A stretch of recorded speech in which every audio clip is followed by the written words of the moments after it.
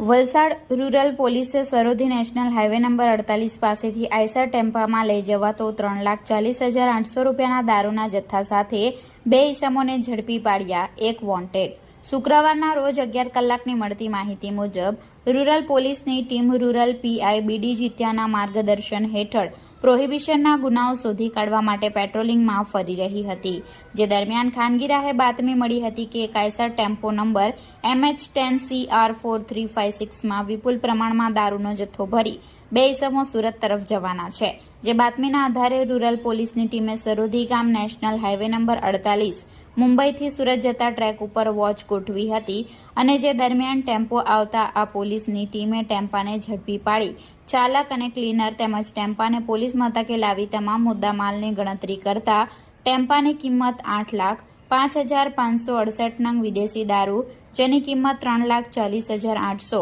એક mobile phone જેની કિંમત 5,000 તેમજ પુઠ્ઠાના રોલ મળી કુલ 11,55,800 રૂપિયાનો મુદ્દામાલ કબજે લઈ 2 ઈસમોને ઝડપી દારૂ મંગાવનાર અને ભરાવનાર દમણના ઈસમને વોન્ટેડ જાહેર કરી પ્રોહિબિશન અંગે રૂરલ પોલીસ મથકે ફરિયાદ દાખલ કરી હતી।